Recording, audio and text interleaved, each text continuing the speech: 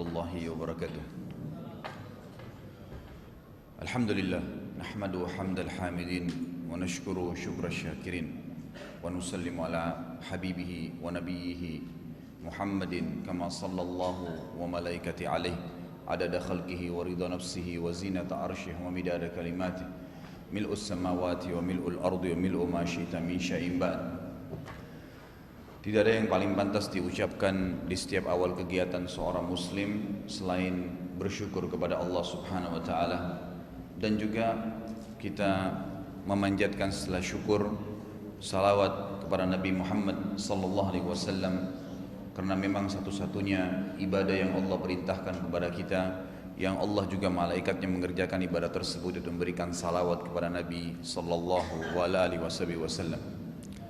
Melanjutkan bahasan kitab Minhajul Muslim, dan kita malam ini insyaallah masuk ke pasal ketiga setelah membahas tentang tauhid Allah Azza wa Jal, bukti-bukti keesaan Allah dan adanya Allah itu. Kemudian kita perkuat di pasal yang kedua dengan tauhid rububiyah, memastikan makna Rabb yang mengandung 5 landasan utama: menciptakan, memfungsikan, kemudian menyiapkan asopannya, setelah itu mengawasi dan mengontrol serta memusnahkannya. Dan sudah panjang lebar kita berikan dalil-dalil nakli dan akli secara wahyu dan secara akal manusia, bukti tentang hanya Allah itu Rabb, pencipta. Malam ini kita masuk insyaallah pasal ketiga, beriman kepada uluhiyah Allah Azza wa Jal terhadap seluruh makhluknya. Uluhiyah diambil dari kata-kata ilah. Yang dimaksud di sini adalah beliau mengatakan seorang muslim beriman kepada uluhiyah, yang berarti keberkahan Allah untuk disembah dan yang diibadahi, atau keberhakan, ya, berhaknya Allah untuk disembah dan diibadahi. Uluhiyah Allah artinya hanya Allah yang berhak untuk disembah, diibadahi, diagungkan, dimuliakan dan disucikan. Tentu bagi Bapak Ibu yang sudah pegang kitabnya bisa dilihat di pasal ketiga, dan keterangan tentang uluhiyah ini dijelaskan oleh beliau di footnote di halaman, kalau yang saya pegang ini 23. Beliau mengatakan seorang muslim beriman kepada uluhiyah Allah Azza wa Jal terhadap seluruh makhluknya, manusia, jin, tumbuh-tumbuhan, seluruh makhluk. Itu memang hanya boleh dan pantas beribadah kepada Allah, dan bahwasanya tidak ada Tuhan yang berhak disembah selain Allah, tidak ada sesembahan yang hak selain Allah. Yang demikian itu berlandaskan dalil nakli, wahyu yang akan disampaikan nanti, dan dalil akli, secara akal di bawah ini. Dan karena hidayah Allah Azza wa Jal kepadanya, sebab siapa yang diberi hidayah oleh Allah maka dialah yang akan mendapatkan hidayah. Artinya untuk memahami nanti bahwasanya memang ibadah itu hanya untuk Allah, memang berhubungan sekali juga dengan masalah petunjuk dari Allah Subhanahu wa taala. Dan barang siapa yang disesatkan oleh Allah, niscaya tidak seorang pun yang dapat memberinya petunjuk. Untuk lebih jelasnya kita akan masuk ke masalah dalil-dalil naklinya. Namun sebelumnya Bapak Ibu sekalian, ibadah itu sendiri punya definisi. Karena tadi uluhiyah ini pengesaan Allah dari sisi ibadah. Ibadah itu sendiri punya makna. Ibadah itu secara langsung saja terminologinya, secara istilah adalah segala macam gerakan, ucapan, fikiran, bertafakkur, sangkahan yang tersandarkan kepada Allah Subhanahu wa taala sesuai dengan apa yang Ia perintahkan. Kurang lebih seperti itu gambaran masalah ibadah. Jadi bisa saja sholat, bisa saja berzikir, mengucapkan ya nama-nama Allah, membaca Al-Quran, bisa juga bertafakkur, memikirkan tentang keajaiban penciptaan Allah di alam semesta ini. Semua itu masuk dalam definisi ibadah, definisi ibadah. Nah, ibadah-ibadah ini dalam nanti penjelasan tauhid uluhiyah harus ditauhidkan, diesakan. Hanya satu boleh dikembalikan kepada Allah Subhanahu wa taala. Jadi nggak boleh orang ruku, nggak boleh orang sujud, nggak boleh orang berzikir dengan menggunakan istilah zikir, kan gitu. Kemudian bertafakkur ke penciptaan-penciptaan atau makhluk yang ada ini, ya itu tidak boleh disebutkan kecuali kepada Allah Azza wa Jalla, gitu kan. Jadi nggak boleh sholat, nggak boleh zikir, nggak boleh baca kitab-kitab yang kita anggap beribadah kecuali yang memang Allah tentukan, seperti Al-Quran. Tentu Injil dan Taurat sekarang sudah tidak ada lagi bacaan atau ibadah dalam membacanya kecuali di zaman nabinya masih hidup, sebagaimana sudah saya jelaskan dulu.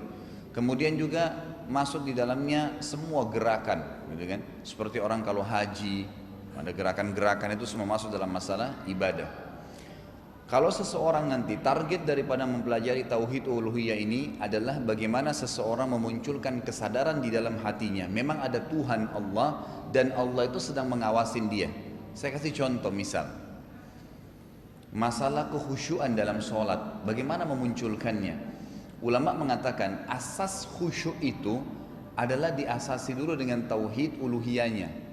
Nggak bisa orang khusyuk tanpa faham tentang uluhiyah, bahwasanya memang ibadah ini hanya layak untuk satu zat Allah dan harus mengikuti cara yang dia inginkan sehingga betul-betul orang faham. Misal kita lihat contoh Hasan bin Ali radhiyallahu anhuma, cucu Nabi sallallahu alaihi wasallam, disebutkan dalam riwayat Bukhari, beliau kalau wudu, selesai wudu itu jemaah sekalian wajahnya memerah seperti orang yang ketakutan. Sampai-sampai teman-temannya mengatakan, ada apa dengan anda? Adakah musuh dalam masjid? Ada seseorang yang sedang mengancam anda? Anda terkejutkah dari penyakit yang menimpa anda? Jawaban beliau, kalau orang tidak faham tauhid uluhiyah nggak bisa jawab seperti ini. Dia mengatakan apa? Tidakkah kalian tahu saya sebentar lagi akan berhadapan dengan siapa? Artinya saya masuk masjid nih, saya mau sholat, ini bukan gubernur, bukan presiden, bukan atasan, tapi ini pencipta langit dan bumi, pengawasnya, pengontrolnya, yang menciptakan dan yang menghancurkan nanti. Itu yang akan saya hadapin dalam sholat nih. Sehingga mereka luar biasa kalau ibadah. Terbentuk itu, berasal daripada masalah uluhiyah. Kita lihat seorang sahabat yang lain menjaga perbatasan peperangan antara muslimin dengan orang-orang kafir dalam hal itu peperangan Nabi Shallallahu Alaihi Wasallam. Ringkas cerita adalah orang ini disuruh Nabi SAW jaga, kemudian sementara dia berjaga dia sholat malam, dia sholat tahajud. Sementara dia sholat, Bapak Ibu sekalian rahimakumullah, dia bilang saya lagi asyik menikmati surah Al-Fatihah dan Al-Kahfi dalam tahajudnya nih, dia lagi sholat. Kemudian dari sisi pasukan orang-orang kafir, jadi ternyata pasukan muslim sama kafir ini lagi istirahat malam hari, besok lanjutin peperangan. Itu ada dari pasukan orang kafir yang memata-matai kekuatan umat Islam, dan dia rupanya ragu apakah saya ini manusia atau bukan yang berada di antara semak-semak belukar sedang menjaga perbatasan. Kemudian dia melemparkan anak panahnya ke arahku dan tepat kena ke arah jantungku, jadi tepat ke arah jantungnya dan meneteslah darah. Tetapi aku tidak merasakan apapun karena nikmatnya membaca surah Al-Kahfi. Lalu kemudian dia bilang, mata-mata musuh itu masih ragu karena nggak ada jeritan, nggak ada gerakan. Orang ini betul-betul tetap aja berdiri seperti dia, tidak ada apa-apa yang kena dia. Lalu musuh itu memanah lagi anak panah yang kedua, dan demi Allah anak panah itu datang di sebelah anak panah yang pertama, di arah jantungnya juga. Kemudian dia bilang saya tidak bergerak sampai musuh itu memanahkan 10 anak panah ke arah tempat yang sama, ke arah jantungnya. Dia bilang apa? Demi Allah kalau seandainya saya tidak khawatir Rasulullah SAW nanti akan diserang tiba-tiba dari tidur dengan para sahabat-sahabat yang lain, maka saya akan lanjutkan sholat saya sampai pagi, sampai surah Al-Kahfi ini selesai. Maka pada saat saya mulai ruku, musuh tersebut pun lari karena tahu ada saya adalah manusia. Tapi lihat bagaimana mereka memahami makna sholat itu. Bagaimana bisa muncul seperti itu. Dalam beberapa athar yang lain disebutkan bahwasanya para salaful ummah, sahabat dan tabi'in, itu kalau mereka sudah mulai takbir di sholat, maka mereka seperti batang pohon yang tegak dan kuat, udah nggak bergerak sama sekali. Sampai-sampai seseorang di antara mereka kalau lagi takbir atau sudah takbir lalu didatangi oleh kumbang, seseorang di antara mereka pernah didatangi lagi sholat, itu digigit kumbang dahinya sampai berdarah, tidak bergerak sedikit pun, tidak bergerak sedikit pun. Kita bisa bayangkan Bapak Ibu sekalian, kita sudah sholat mungkin cuma sekedar nyamuk, mungkin cuma sekedar udara yang panas, Mereka ini sampai digigit hewan pun itu tidak bergerak kalau lagi sholat. Betul-betul dia merasa dia sedang berkomunikasi dengan Tuhannya yang menciptakan apapun yang menyusahkan dia juga nantinya. Ya, seperti kasus tadi anak panah, kasus kumbang yang menggigit dan seterusnya. Seorang dari tabi'in juga terkenal, dia lagi sholat malam, kemudian terjadi kebakaran di sekitar perkampungan dia. Maka semuanya orang-orang pada ribut, ya fulan keluarlah dari rumahmu, ya fulan keluar dari rumahmu. Dia nggak keluar, dia tetap sholat. Diperhatikan tetangganya tetap sholat, dari jendela rumahnya masih ada kelihatan, tapi ini kebakaran. Maka orang selamatkan dirinya masing-masing. Pagi hari, ya ini kejadian nyata di Irak waktu itu. Pagi hari ditemukan semua rumah di situ terbakar. Ya. Orang-orang yang tetangga-tetangga ini pada kembali melihat keadaan rumah mereka dan ditemukan orang ini masih tetap di tempat sholat dia. Dan subhanallah tidak terbakar, tidak kena. Rumahnya hangus, dia enggak di situ kan. Lalu orang-orang pada datang, alhamdulillah Allah telah selamatkan kamu dari apinya yang panas. Ya, kata dia apa? Semalam saya waktu terjadi kebakaran itu, tiba-tiba Allah ilhamkan ke dalam hati saya perasaan membayangkan bagaimana dahsyatnya api neraka yang 70 kali lebih panas daripada ini. Maka saya menganggap ini cuma seperti hangat biasa saja. Ya, dia tidak berhentikan sholatnya gara-gara kebakaran yang terjadi. Bagaimana kejadian seperti ini? Seorang ulama tabi'in yang bernama Muhammad, saya tidak terlintas sekarang nama ayahnya, tapi terkenal sekali dengan ahli ibadahnya. Kemudian salah satu peperangan mereka jalan dan terkenal sekali. Si Muhammad ini terkenal sekali kalau sholat itu kalau dia sudah takbir nggak ada lagi yang dia pedulikan. Apapun yang berbahaya sebelahnya dia sudah tidak ingat kalau lagi sholat nih, gitu kan. Dan saking asyiknya dia kalau sholat sampai-sampai kakinya pecah-pecah, gitu kan. Karena lamanya berdiri, terus dari ayat ke ayat, dari surah ke surah, dia nggak berhenti gitu. Satu waktu dalam satu peperangan ada seseorang meriwayatkan kisah tentang si Muhammad ini. Apa kisahnya? Dia bilang, satu waktu dalam peperangan saya sedang bersama dengan orang ini dan saya waktu itu penasaran ingin tahu gimana sih sholatnya orang ini sampai menjadi buah bibir di kalangan para tabi'in pada saat itu. Maka dia bilang di tengah jalan berhenti pasukan istirahat di sebuah hutan. Waktu itu dia bilang gelap gulita di sebuah hutan yang kami tidak pernah turun sebelumnya di situ. Lalu pasukan istirahat sesuai dengan amir atau pemimpin pasukan mengatakan istirahat di sini, besok pagi lanjutkan perjalanan. Dia bilang lalu saya perhatikan semua pasukan pun menurunkan ya, mengatur kuda-kuda dan unta mereka, menaruh persiapan mereka, kemudian mereka pada istirahat tidur semua. Termasuk si Muhammad ini tidur.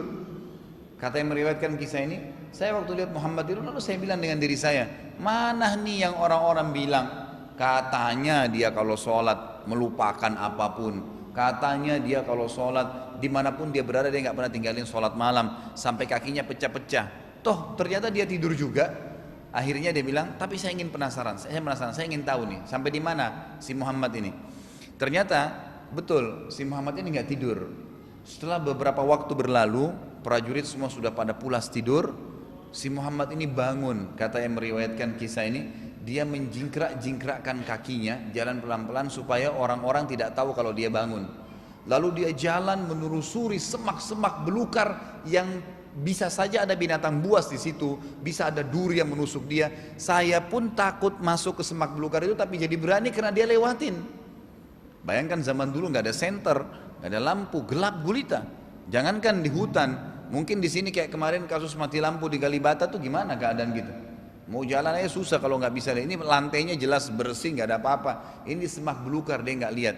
Kata yang mengisahkan ini, lalu dia jalan terus sampai saya ikutin. Begitu dia sudah sampai di sebuah tempat, lalu kemudian dia berwudu, dia menghadap kiblat, lalu dia mulai sholat. Dan saya memperhatikan sholatnya. Maka pada saat saya lihat dia mulai takbir, benar-benar seperti saya sedang melihat sebuah batang pohon yang tidak ada beda antara dia dengan pohon yang di sebelahnya, tegak lurus.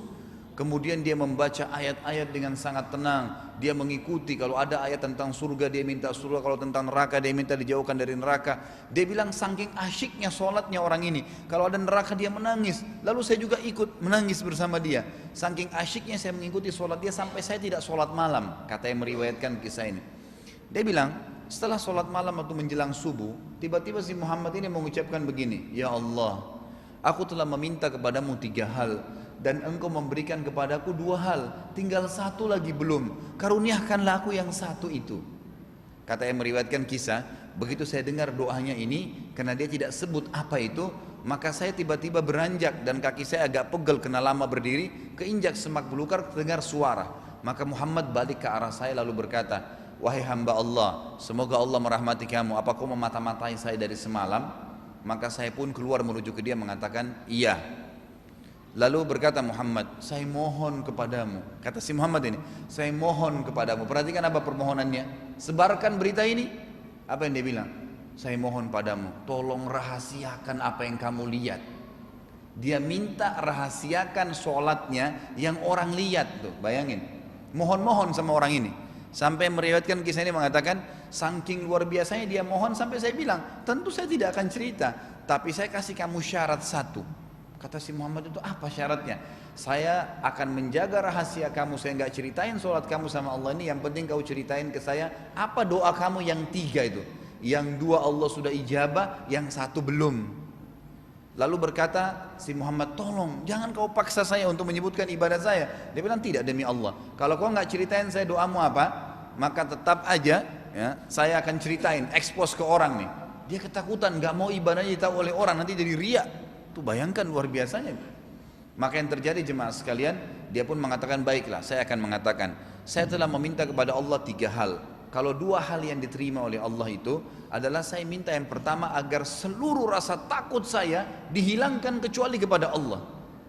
Dan itulah yang membuat kenapa kau bisa lihat saya masuk ke semak belukar ini tanpa takut apapun. Minta kepada Allah dihilangkan takutnya kecuali kepada Allah. Jadi dimanapun dia tidak pernah takut. Yang kedua, dia bilang, saya minta kepada Allah agar tidak pernah ada syahwat saya pada perempuan yang bukan hak saya. Maka demi Allah, setelah saya berdoa Allah ijabah, maka antara saya dengan perempuan seperti sebuah tembok yang tidak sama sekali membagikan syahwat saya. Kata yang meriwayatkan kisah, lalu yang tidak diterima sama Allah apa? Yang kau minta sama Allah. Mungkin bagi kita ini sepele ya, tapi bagi orang-orang ahli ibadah begini nilainya besar. Dia bilang, saya minta sama Allah agar ngantuk saya dihilangkan. Saya nggak mau ngantuk seumur hidup saya, biar saya tulus ibadah. Tapi Allah belum kasih, saya masih ngantuk gitu. Maka seperti itu.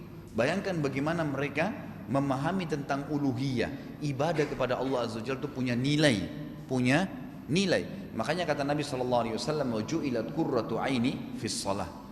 Allah telah menjadikan penyejuk hatiku itu di sholat, ya, di sholat. Para sahabat kalau mereka sholat, mereka luar biasa. Sholat itu seperti betul-betul memang menyadari tentang fungsinya, ya.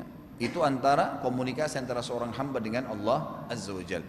Nah, asas-asas yang keluar seperti ini, tentu kita belum bicara ibadah lain, ini masih baru sholat. Belum masalah sedekah mereka sembunyikan, itu kan. Belum mereka kalau ibadah haji seperti Abdullah bin Mubarak pergi haji menghajikan 1 negeri Irak, dihajikan sama dia dan tidak minta balasan sedikit pun.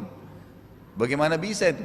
Kita kadang-kadang subhanallah orang minta tolong, yang kita pikirin pertama, saya untung apa dari orang ini? Dia bisa menghajikan 1 kota Irak tanpa minta 1 pun rupiah, 1 dinar pun pada saat itu balasan. Dalam sebuah riwayat yang sahih, salah satu pimpinan ulama tabi'in Abdullah bin Mubarak rahimahullah, beliau iklankan di Irak, saya mau pergi haji tahun ini. Karena orang tahu dia ulama besar, orang-orang pada semuanya mau, ya, beribadah, mau pergi haji sama dia karena dibimbing sama dia gitu. Maka mendaftarlah, dalam riwayat dalam kisah ini dikatakan berbondong-bondong manusia. Ada beberapa riwayat atau athar yang menyebutkan ribuan orang-orang yang mendaftar. Lalu mereka mengatakan, wahai imam, kami siap untuk pergi haji bersama anda, tapi tolong ya sebutkan berapa biayanya kira-kira yang dibutuhin selama perjalanan, biar kami menitipkan harta kami kepada anda. Kata Abdullah bin Mubarak, jangan tanya dulu, saya akan hitung jumlah kalian berapa. Ternyata ditemukan sekian ribu orang. Dan kebetulan Abdullah bin Mubarak ini memang seorang yang kaya, terkenal ulama besar di Irak dan juga orang yang kaya raya, ya, termasuk orang terkaya pada saat itu di wilayah Basra itu adalah orang ini. Maka yang terjadi, dia bilang, saya sudah siapkan ribuan kuda. Saya sudah siapkan ribuan kuda. Ribuan kuda ini sudah siap dengan perlengkapan makanannya, minumannya dari Irak sampai ke Mekah. Siapapun yang mau haji sama saya ada syaratnya. Nggak boleh bicara masalah biaya. Pakai fasilitas yang saya siapin ini, nanti kita hitung-hitungan kalau sudah di Mekah.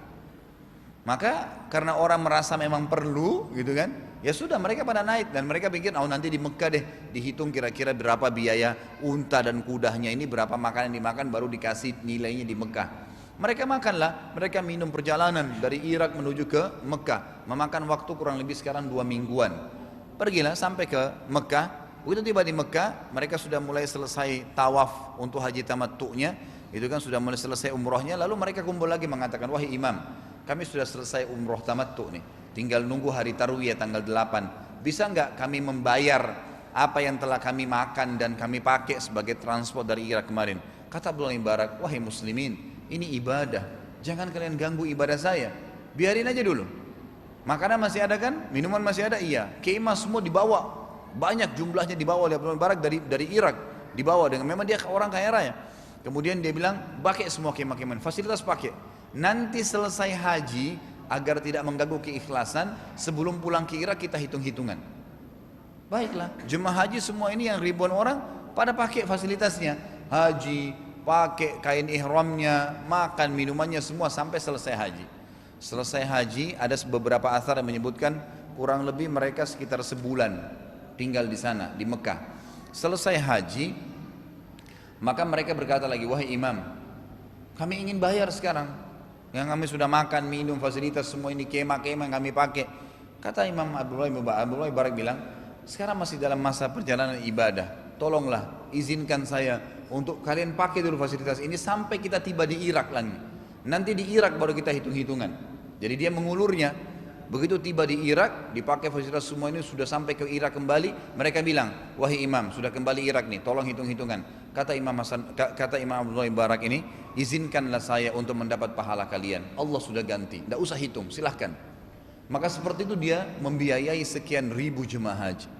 Berapa banyak pahala yang didapatkan. Bagaimana bisa muncul semangat seperti itu? Tidak bisa, kata ulama, kecuali ada asas daripada tauhid uluhiyah.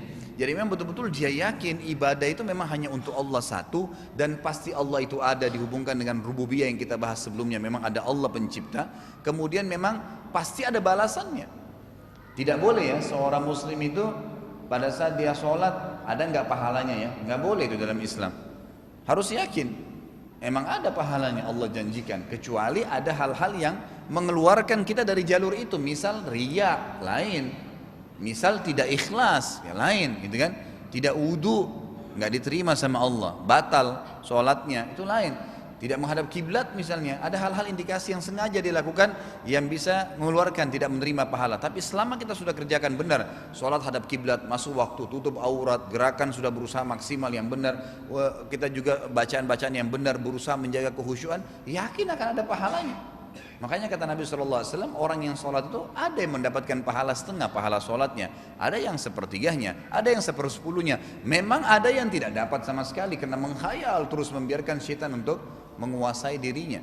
Orang yang faham bahwasanya ibadah itu untuk Allah Azza wa Jalla, dan Allah ini pencipta langit dan bumi, pencipta segala hatunya, maka dia akan tahu bagaimana tunduk pada saat beribadah itu. Dan semua jenis ibadah ini cukup banyak contoh-contoh dalam masalah ini. Ini baru saya ceritakan masalah ibadah ya.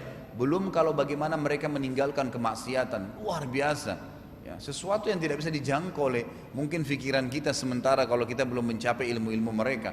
Bagaimana mereka luar biasanya. Jangankan kita mau bicara zina, melihat sesuatu yang haram aja mereka tidak akan lakukan. Salah seorang di antara tabi'in ditanya oleh istrinya pada saat dia pulang ke rumahnya, ya, kamu tadi waktu dari rumah keluar nih ke usaha kamu, udah berapa perempuan yang kamu lihat? Kata dia sama istrinya apa? Semoga Allah berikan kau hidayah. Dari pertama saya keluar dari rumahku ini, saya tahu Tuhanku mengontrolku sampai saya ke tempat kerjaku, tempat usahaku, dan saya balik lagi ke rumah sini, yang saya lihat cuma jempol kakiku. Dia guddul basar, turunkan pandangannya, dia nggak mau lihat wanita. Itu karena dia tahu Allah Azza wa Jalla sedang mengontrol dia, dan dia tahu dengan meninggalkan yang haram itu ibadah. Ada ibadahnya, ada nilainya, pahalanya. Jadi dia pada saat meninggalkan maksiat, dia tahu itu sebuah nilai ibadah. Itu muncul karena dari tauhid uluhiyah, adanya perasaan mengisahkan Allah dalam ibadah, dan ibadahnya ada balasannya, baik mengerjakan perintah atau meninggalkan larangan, semua masuk dalam kategori ibadah. Beliau menyebutkan dalil-dalil nakli. Yang pertama, kesaksian Allah sendiri, kesaksian para malaikat dan orang-orang yang berilmu atau para ulama atas keuluhian Allah sebagaimana ditegaskan dalam surah Al-Imran. Ini Al-Imran ayatnya ayat 18. A'udzubillahi minasyaitonirrajim. Bismillahirrahmanirrahim. Syahidallahu annahu la ilaha illa huwa wal malaikatu wa ulul ilmi qa'iman bil qist. La ilaha illa huwal azizul hakim. Allah menyatakan bahwasanya tidak ada Tuhan yang berhak disembah kecuali Dia, yang menegakkan keadilan. Para malaikat dan orang-orang yang berilmu, para ulama juga menyatakan demikian. Tidak ada Tuhan, ilah yang berhak disembah melainkan Allah yang maha perkasa lagi maha bijaksana. Kata para ulama tafsir, hubungan ayat ini dengan uluhiyah adalah kesaksian mereka, malaikat dan para ulama yang memang berilmu, itu kan faham tentang siapa Allah, mengesahkan Allah tidak ada ilah yang berhak disembah, sehingga mereka hanya beribadah kepadanya, tidak akan pernah beribadah kepada selain Allah subhanahu. Ini juga termasuk jabaran dari kalimat la ilaha illallah. Yang kedua, informasi dari Allah azza wa jalla tentang hal itu yang dimuat pada beberapa ayat Al-Quran seperti firman-Nya Al-Baqarah 255. A'udzubillahi minasyaitonirrajim. Allahu la ilaha illa huwal hayyul qayyum la ta'khudhuhu sinatun wala naum. Allah tidak ada Tuhan yang berhak disembah. Disembah sini maksudnya diibadahi selain Dia yang hidup selamanya, lagi terus menerus mengurus makhluknya, tidak mengantuk dan tidak tidur. Jadi Allah Subhanahu wa taala beda dengan makhluknya. Sebagaimana disebutkan dalam riwayat sahih bahwasanya Musa alaihissalam pernah berkata kepada Allah, "Ya Allah, apa kau mengantuk?" Jadi Nabi Musa sebagai manusia bertanya. Melalui Jibril, coba tanya Allah, Allah ngantuk enggak? Lalu Allah Subhanahu wa taala mengulu Jibril alaihissalam mengatakan kepada Musa, "Wahai Musa, peganglah segelas air. Jangan kau pindahkan gelas air dari tanganmu sampai aku perintahkan kau memindahkannya."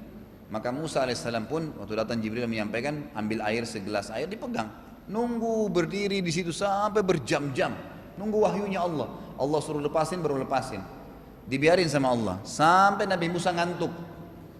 Begitu Nabi Musa ngantuk, tertidur, gelasnya jatuh, tumpah airnya.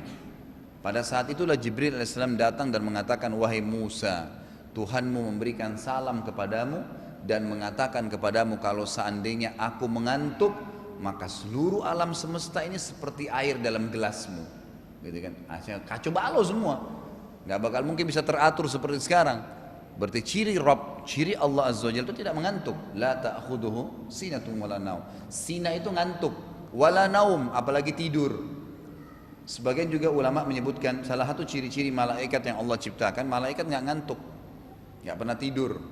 Kan gitu. Mereka memang tidak melalui proses biologis untuk lahir, Allah ciptakan tiba-tiba dewasa, tidak melalui proses anak-anak, bayi, langsung dewasa, langsung berfungsi, jalankan tugasnya apa yang Allah perintahkan. Begitu pula pada saat Allah musnahkan dengan seketika, dari cahaya diciptakan, dan mereka tidak melalui proses ngantuk ataupun tidur. Ya, ini termasuk Allah Subhanahu wa taala yang memberikan kemudahan untuknya atau untuk mereka. Dalil selanjutnya surah Al-Baqarah ayat 163. A'udzubillahi minasyaitonirrajim. Wa ilahukum ilahun wahid la ilaha illa huwar rahmanur rahim. Dan Tuhan kalian adalah Tuhan yang Maha Esa, tidak ada Tuhan yang berhak disembah, diibadahi melainkan Dia yang Maha Pemurah lagi Maha Penyayang. Allah SWT juga berfirman kepada Musa dalam surah Thaha ayat 14. A'udzubillahi minasyaitonirrajim. Innani anallahu la ilaha illa ana fa'budni wa aqimis salata lidzikri. Sesungguhnya aku adalah Allah, tidak ada Tuhan yang berhak disembah selain aku, maka sembahlah aku dan dirikanlah salat untuk mengingatku. Jadi Allah SWT mengingatkan Nabi Musa di sini, tidak ada yang berhak disembah kecuali Allah Subhanahu wa taala. Firman-Nya juga kepada Nabi Muhammad sallallahu alaihi wasallam dalam surah Muhammad ayat 19. A'udzubillahi minasyaitonirrajim. Fa'lam annahu la ilaha illallah. Dan ketahuilah hai Muhammad bahwasanya tidak ada Tuhan yang berhak disembah dan diibadahi selain Allah, selain Allah. Allah Azza wa Jalla bukan hanya sekedar memerintahkan kita untuk menyembah Allah, tapi Allah mengajarkan caranya. Anda sekarang pada saat sholat, dari mana kita bisa tahu, oh ini wudhu pakai air, airnya harus bersih. Caranya telapak tangan dulu, kumur-kumur, lalu kemudian masuk air di hidung, ngusap wajah, telapak tangan sampai siku, kepala, lalu kaki. Dari mana kita tahu tuh caranya? Kenapa nggak sembarangan saja? Ya kita pakai air. Allah Subhanahu wa taala bukan cuma menyuruh kita menyembahnya, tapi mengajarin caranya. Dan caranya itu luar biasa sempurna, gitu kan, luar biasa sempurnanya. Disuruh wudhu dengan caranya. Kemudian baru masuk sholat, sholat pun itu diajarin, bersih harus pakaiannya, harus menghadap kiblat, tutup aurat, ada caranya. Mata ke tempat sujud, ada bacaannya. Ada yang membatalkannya, ngeluarin angin, ngelihat sana sini, makan, maka itu membatalin sholat. Diajarin sampai salam. Semua itu tata cara sholat pun, tata cara ibadah pun, tata cara untuk haji dan umrah, masuk di Mina, di Muzdalifah, di Arafah, dikenal dengan hari ini, tata cara menyembelih hewan, ya, tata cara membaca Al-Quran, tata cara mengatur zikir, tata cara mengurus jenazah pada saat mati, tata cara menziarahi kuburan, cara bakti dengan orang tua, semua diajarin caranya. Dan ini sudah jelas dari tata cara saja itu sudah kita bisa tahu ini bukan buatan manusia. Ini bukan buatan manusia. Berapa banyak orang masuk Islam justru hanya karena melihat gerakan-gerakan sholat kaum muslimin, justru hanya karena melihat ibadah-ibadah yang dikerjakan oleh kaum muslimin itu sendiri. Dia juga berfirman, kata Allah, ya, kata penulis, mohon maaf, dia juga berfirman, Allah berfirman seraya memberitakan tentang dirinya di dalam surah Al-Hasyr ayat 22 sampai 23. A'udzubillahi minasyaitonirrajim. Huwallahu alladzi la ilaha illa huwa alimul ghaibi wasyahada huwar rahmanur rahim. Huwallahu alladzi la ilaha illa huwal malikul quddus. Terus sampai ada beberapa nama-nama sifat Allah, tapi beliau mengangkat cuma sampai kalimat kudusnya. Saksi bahasan, dialah yang maha pengasih lagi maha penyayang. Dialah Allah yang tiada ilah yang berhak disembah dan diibadahi selain dia. Dialah raja yang sebenarnya yang maha suci. Jadi ini di sini saksi bahasan adalah dia tidak ada ilah yang berhak disembah, diibadahi kecuali Allah Subhanahu wa taala. Juga sebagian ulama mengatakan subhanallah, semua orang yang coba membentuk ibadah selain ibadah yang Allah ajarkan, pasti amburadul tuh ibadahnya, ngawur gitu. Ya, melihatnya saja tidak nyaman. Ya, seperti ada orang yang menyembah berhala, gitu kan. Ada orang yang nyembah-nyembah patung, ada di India orang menyembah sapi, ada yang menyembah kemaluan perempuan, ada yang beragam macam ibadah yang mereka buat, gitu kan. Tapi karena buatan manusia maka semuanya tidak benar. Dari tata cara saya sudah tidak baik untuk dilihat, dan itu tidak akan bisa mendatangkan seperti konsep kehusyuan misalnya, atau merasa menangis, ya, khusyuk tunduk kepada Allah, merasa dekat dengan Allah. Nggak ada perasaan dekat dengan Tuhan, karena yang disembah sama dia patung buatan tangan dia sendiri. Yang ketiga, berita dari para rasul tentang keuluhian Allah, haknya Allah dalam diibadahi, dan seruan mereka kepada seluruh kaumnya agar beriman kepada uluhiyahnya Allah, serta beribadah dan menyembah hanya kepada Allah semata dan tidak mempersekutukannya dengan apapun, sebagaimana Nabi Nuh alaihissalam berkata dalam surah Al-A'raf ayat 59. A'udzubillahi minasyaitonirrajim. Ya qaumi i'budullaha ma lakum min ilahin ghairu. Wahai kaumku, ibadahlah, hanya sembahlah Allah dengan cara yang dia inginkan, karena tidak ada Tuhan yang berhak disembah selain dia. Demikian pula ucapan Nabi Hud, Nabi Saleh, dan Nabi Shu'aib alaihimussalam. Semua mengatakan kepada kaumnya, ya qaumi i'budullaha ma lakum min ilahin ghairu. Wahai kaumku, sembahlah hanya Allah satu-satunya Tuhan, sekali-kali tidak ada Tuhan yang berhak kalian sembah selain dia. Nabi Musa alaihissalam berkata kepada Bani Israel dalam surah Al-A'raf ayat 140, A'udzubillahi minasyaitonirrajim. Afa ghairallahi abghikum ilahan wa huwa faddalakum 'alal 'alamin. Patutkah aku mencari Tuhan untuk kalian sembah, ibadahi selain Allah, padahal dialah yang telah melebihkan kalian dari seluruh umat pada masa itu. Nabi Musa alaihissalam mengatakan itu kepada Bani Israel tak kala mereka meminta kepadanya agar membuatkan sesembahan berupa patung untuk mereka yang akan mereka sembah. Jadi kisahnya begini, waktu selamat dari kejaran Fir'aun, sudah selamat lewatin Laut Merah, Fir'aun tenggelam depan mata mereka, Nabi Musa alaihissalam diperintahkan oleh Allah mengajak, ya, Bani Israel untuk ke arah Palestina, meninggalkan Mesir, tinggal di Palestina. Pada saat mereka lagi jalan, mereka melewati satu kaum. Dalam hadis Bukhari dikatakan, mereka sedang menggantungkan pedang-pedang mereka di atas sebuah pohon. Ada juga yang sedang membuat potongan-potongan seperti patung dari kayu-kayu. Lalu mereka sembah. Bani Israel yang baru saja menyaksikan bagaimana Allah tenggelamkan Fir'aun di depan mata mereka, keajaiban mukjizatnya Nabi Musa alaihissalam. Lalu mereka mengatakan, ya Musa, ij'al lana ilahan kama lahum aliha. Coba buatin kami Musa Tuhan seperti mereka punya Tuhan tuh. Itu diucapin, gitu kan? Maka Nabi Musa alaihissalam berkata tadi, afa ghairallahi abghikum ilaha wa huwa faddalakum 'alal alamin. Apakah sepatut saya mencarikan Tuhan selain Allah untuk kalian sembah, sementara Dia telah mendahulukan kalian dari banyak sekali ya umat di muka bumi ini karena sudah diselamatkan dari kejaran Fir'aun. Nabi Yunus alaihissalam pada saat ditelan oleh ikan paus karena meninggalkan dakwah kaumnya, apa yang dia ucapkan di dalam perut ikan paus itu? Ini bukti uluhiyah, ya, penyembahan, menyebutkan zikir. Dalam surah Al-Anbiya ayat 87, A'udzubillahi minasyaitonirrajim. Alla ilaha illa anta subhanaka inni kuntu minadh dhalimin. Tidak ada Tuhan yang berhak disembah selain Engkau ya Allah. Maha suci Engkau. Sesungguhnya aku benar-benar termasuk orang-orang yang telah berbuat zalim. Sampai Allah mengatakan, laula an yakuna minal musabbihin labitha fi batnihi ila yaumi yub'atsun. Kalau dia tidak menyebutkan, tidak beribadah kepadaku, kata Allah SWT tentang Nabi Yunus, di perut ikan itu, maka niscaya saya akan biarkan dia sampai hari kiamat di perutnya ikan itu. Tapi justru karena dia berzikir, menyebutkan nama-nama Allah Subhanahu wa taala, ibadah di sini intinya, maka Allah keluarkan dia kembali dan akhirnya Allah terima taubatnya. Nabi kita Nabi Muhammad SAW dalam tasyahud juga mengucapkan asyhadu an la ilaha illallah wahdahu la syarikalah. Aku bersaksi bahwasanya tiada Tuhan yang berhak disembah selain Allah semata dan tidak ada sekutu baginya. Jadi enggak boleh sama sekali menyembah apapun, sekecil apapun, kecuali kepada Allah Subhanahu wa taala.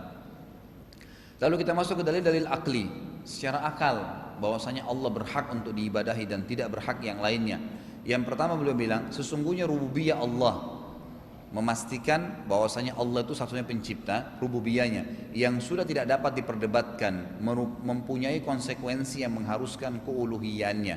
Tentu di pasal kedua kita sudah bahas tuh, apapun yang Anda lihat di langit, kelihatan tidak kelihatan di sana, ya, dari burung yang berterbangan, hujan, pergantian siang malam, yang tidak kelihatan malaikat misalnya, apapun yang ada di bumi yang kelihatan dan tidak kelihatan, dari manusia dengan beragam macam bahasa, sukunya, paras wajah, warna kulit, kemudian hewan-hewan dengan beragam macam spesiesnya, yang di darat, yang di lautan, kemudian semua pohon-pohon, ada buah-buahan, ada sayur-sayuran, ada yang cuma sekedar menaungin bumi ini, dan segala macam jenis, mungkin tanah, pasir, belum batu-batuan, apa saja yang kita bisa lihat dan tidak kita bisa lihat dari karakter manusia, dari setan-setan dan jin di muka bumi ini, gitu kan, dari angin yang kita cuma bisa rasakan tapi tidak kelihatan, semua itu kembali kepada rububiyahnya Allah, la ilaha illallah.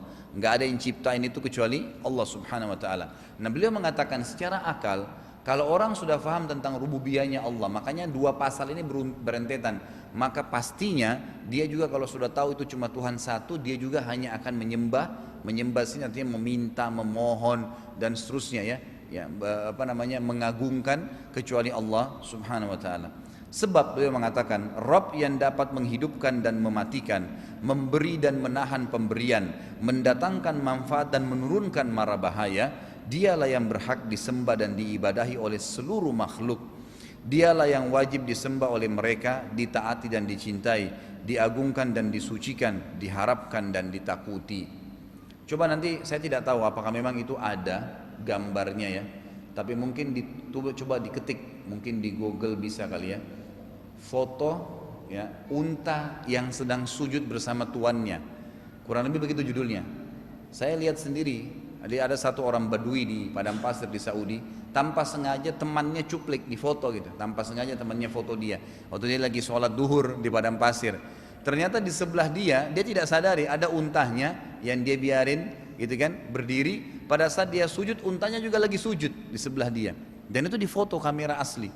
Bagaimana sebenarnya hewan-hewan itu banyak sekali foto atau menyembah Allah SWT. Kita bisa lihat banyak cuplikan foto-foto, termasuk ada burung merpati yang pada saat mendengarkan tilawah Syekh Sudes lagi sholat tarawih di Mekah itu lama menundukkan kepalanya ke arah kiblat, ke arah Ka'bah. Dan saya pernah lihat sendiri cuplikannya, dan banyak sekali contoh-contoh yang berhubungan dengan masalah-masalah seperti ini, bahwasanya memang selain manusia pun memang mereka menyembah kepada Allah Subhanahu wa taala.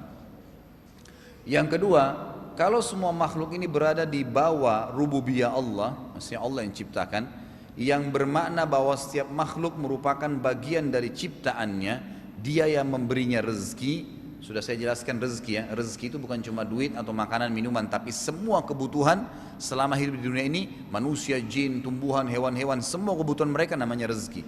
Rezeki itu adalah semua yang dibutuhkan ya oleh makhluk selama hidup di dunia. Dialah yang satu-satunya memberi rezeki, dia yang telah mengatur seluruh perihalnya, dan dia pula yang menjalankan semua keadaan dan urusan mereka. Maka bagaimana bisa masuk akal kalau mereka mempertuhankan dan menyembah sesuatu di antara makhluk ciptaannya yang tergantung kepadanya, maksudnya tergantung kepada Allah. Sedikit dulu sebelum saya pindah, ada sebuah kisah yang terlintas di benak saya. Ada seorang dari kalangan tabi'in juga, tapi di kisah ini tidak disebutkan namanya. Kebetulan dia usaha, kemudian bangkrut. Usahanya bangkrut. Pada saat dia bangkrut, dia mulailah pindah dari masjid ke masjid meminta bantuan. Jadi nggak ada lagi kehidupannya, habis semua hartanya. Maka dia mulai pindah ke sini, nanti dia ketemu fulan, dia sampaikan ada masalah saya, nanti diberikan makan, begitu terus. Sampai dia tiba di sebuah masjid, masjid Jami' di kota Basra, di Irak. Kemudian dia bilang, saya berkumpul, saya begitu masuk habis sholat, ada orang-orang, kelihatannya orang miskin yang lagi berkumpul di belakang pintu masjid, ya di belakang, bagian belakang saf masjid.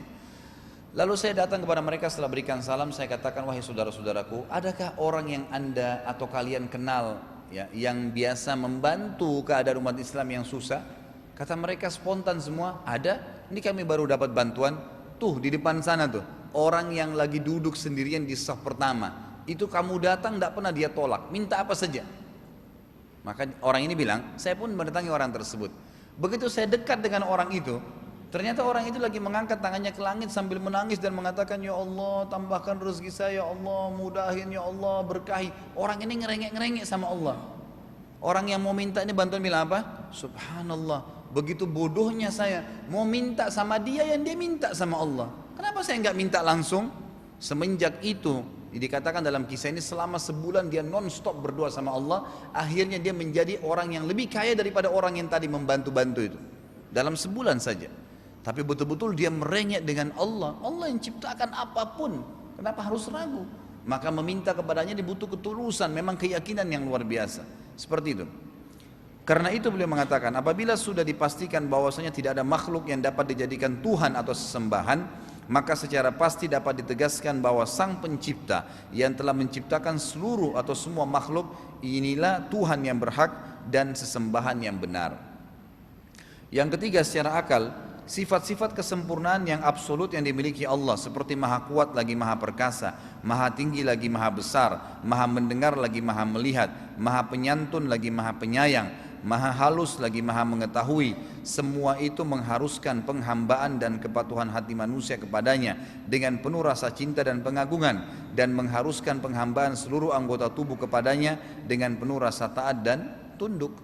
Mungkin jemaah yang sudah hadir pengajian saya di masjid ini tahu kisah Nabi Sulaiman alaihissalam. Bagaimana Nabi Sulaiman alaihissalam yang pernah, mungkin sudah 2-3 kali saya sampaikan kisahnya, saya ingatkan kembali ya, diulang. Jadi Nabi Sulaiman alaihissalam pernah berkata, mulai besok saya akan memberikan makanan seluruh makhluknya Allah sebagai tanda syukur kepada Allah. Jadi Nabi Sulaiman beriman pada Allah. Dia malah karena tahu Allah kasih dia kerajaan macam-macam kekayaan, dia bilang besok saya mau kasih makan makhluknya Allah, gitu kan? Tidak niat menyaingi Allah, tidak, ya, supaya tanda syukur kepada Allah. Dia suruh perintahkan. Dalam riwayat sahih dikatakan, ya, siapa namanya, Nabi Sulaiman pun menyuruh ribuan jin dan manusia dari pelayannya itu untuk membuat makanan. Jadilah makanan bergunung-gunung, banyak sekali makanan itu bergunung-gunung. Maka setelah selesai Nabi Sulaiman berkata, apakah makanan ini akan habis, gitu kan? Karena banyaknya, bergunung-gunung, banyak sekali. Lalu dia bilang, panggillah semua makhluknya Allah, tapi dimulai dari pasukan saya dulu. Pasukan Nabi Sulaiman dulu ada hewan-hewan, ada manusia, ada jin. Lalu dia bilang, kumpulin semua, saya akan mulai memberikan makanan yang banyak ini dari pasukan saya. Kalau ada lebihnya saya akan berikan makhluknya Allah yang lain. Lalu dia bilang, mulailah dari 3 pasukan ini dianggap yang paling lemah, hewan-hewan. Dari hewan-hewan disuruh burung-burungan dulu, jenis burungan yang makan. Subhanallah, begitu burung-burungan dipanggil Nabi Sulaiman dan menyerang makanan tersebut, habis semua yang bergunung-gunung itu. Baru jenis burung-burung yang makan, habis semua. Nabi Sulaiman lihat habis, kaget dia. Nabi Sulaiman datang kepada pelayan-pelayannya semua yang jin dan manusia ribuan tadi. Mana? Buat lagi, masih banyak yang belum makan. Kata mereka semua serentak, jin dan manusia ribuan orang. Mereka bilang, kami sudah tidak mampu wahai Nabi Allah. Apa kata Nabi Sulaiman AS? Subhanallah, maha suci Allah yang memberikan makan makhluknya setiap hari, nggak pernah habis dan tidak pernah capek. Gitu kan? Jadi manusia itu punya batas, gitu kan? Berapa orang kita bisa berikan makan, tapi Allah Subhanahu Wa Taala memberikan makan luar biasa. Nggak ada yang bisa tertinggal, gitu kan? Semua diberikan oleh Allah Subhanahu Wa Taala, dan ini sudah jelas. Gitu. Kurang lebih seperti itu gambarannya. Seperti biasa insya Allah kita akan lanjutkan setelah Ba'diyah Isya dengan tanya jawab. Kalau Bapak Ibu punya pertanyaan silakan ditulis di kertas. Dan sekali lagi bahasanya tentang rububiyah atau uluhiyah Allah SWT. Dan insya Allah pertemuan Selasa ganjil yang selanjutnya kita akan bahas pasal keempat, beriman kepada nama-nama dan sifat-sifat Allah Subhanahu Wa Taala. Kalau ada benar dari Allah, kalau ada salah dari saya mohon dimaafkan. Subhanakallahumma bihamdika asyhadu an la ilaha illa anta astaghfiruka wa atubu ilaik. Assalamualaikum warahmatullahi wabarakatuh.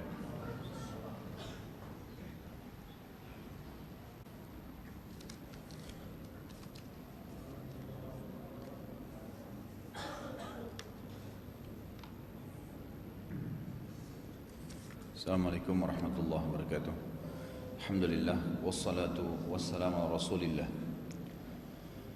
Pertanyaan pertama, ketika kita sudah berpasrah kepada Allah Subhanahu wa taala, sudah berzikir, salat dan lainnya, tapi masih selalu merasa gundah dan gelisah. Itu kenapa Pak Ustaz? Mohon solusinya.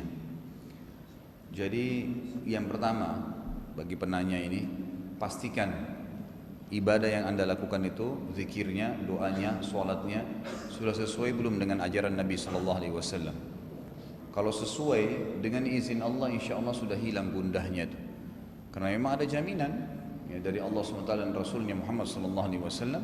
Orang yang mendekatkan diri dengan Allah, menggantungkan diri dengan Allah, pasti Allah akan berikan jalan keluar. Allah mengatakan dalam Al-Quran, fa inna ma'al usri yusra. Pasti setelah kesulitan akan ada kemudahan. Kata para ulama tafsir, setelah gundah akan ada kegembiraan, setelah kemiskinan akan ada kekayaan, gitu kan? Semua ada. Setelah sakit akan ada sembuh. Itu janji dari Allah Subhanahu Wa Taala, nggak mungkin. Hadis Nabi SAW mengatakan tidak ada seorang hamba pun yang tertimpa sumpek, sedih, gangguan apa saja. Lalu dia membaca Allahumma inni abduka. Wahai Allah, aku benar-benar hambamu, wabni abdika, dan anak hambamu laki-laki, maksudnya ayah saya, wabni amatika, dan anak hambamu yang perempuan, maksudnya ibu saya, nasiyati biyadik, ubun-ubunku ada di tanganmu, madhin fiya hukmuk, berjalan ya takdir hukum-hukummu padaku, adlun fiya qada'uk, sangat adil semua keputusanmu. As'aluka ya Allah bikulli ismin huwa lak, saya mohon kepadamu ya Allah dengan menggunakan semua namamu, sammaita bihi nafsak, yang engkau berikan nama terhadap dirimu sendiri, au anzaltahu fi kitabik, atau kau turunkan itu dalam kitabmu, au 'allamtahu ahadan min khalqik, atau kau ajarkan salah satu dari hamba-hambamu, au ista'tharta bihi fi ilmil ghaibi 'indak, atau kau simpan di ilmu ghaib milikmu, dengan antaj'al qur'ana karima rabi'a qalbi, agar engkau menjadikan Al-Quran yang mulia ini sebagai penghibur hatiku. Kemudian dikatakan wa nura basari, dan cahaya penglihatanku, wa jalaa huzni, dan sebagai pengelenyap daripada kesedihanku, wa dhihaba hammi wa ghammi wa amradi, dan akan menghilangkan sumpekku, sedihku, dan juga seluruh penyakitku. Apa sabda Nabi SAW dalam hadis sahih riwayat Imam Muslim nih? Kata Nabi, pasti setelah baca doa ini Allah ganti kesedihannya menjadi kesenangan, jaminan ya. Jadi kalau zikir kita, ibadah kita sudah benar sesuai dengan tuntunan Nabi SAW, insya Allah tidak akan ada masalah, pasti akan hilang sumpek itu. Sedikit saya ingin titik beratkan, kalau seandainya sumpek yang Anda rasakan sudah ibadah benar ya, dan untuk melakukan ibadah itu tetap aja ada keinginan, nah ini solusinya. Tapi kalau misalnya sumpek yang Anda maksud ini kalau mau ibadah itu rasanya berat sekali, gitu kan. Ada gangguan-gangguan berat, kayak ada hambatan untuk ibadah. Mau lama sholat kayak males gitu. Kalau dengar Quran merasa gelisah, ya nggak nyaman. Melihat orang-orang kalau rajin ibadah, maka kita merasa nggak nyaman berteman. Maka pastikan ini pengaruh daripada sihir. Ini pengaruh daripada sihir. Kalau malas beribadah malah. Maka solusinya adalah Anda taubat kepada Allah Subhanahu wa taala. Lalu ingat, pernah nggak selama ini ke orang-orang yang tidak pintar? Bukan orang pintar lagi ya, orang-orang yang tidak pintar, orang-orang yang tidak normal, yang biasa dikatakan paranormal.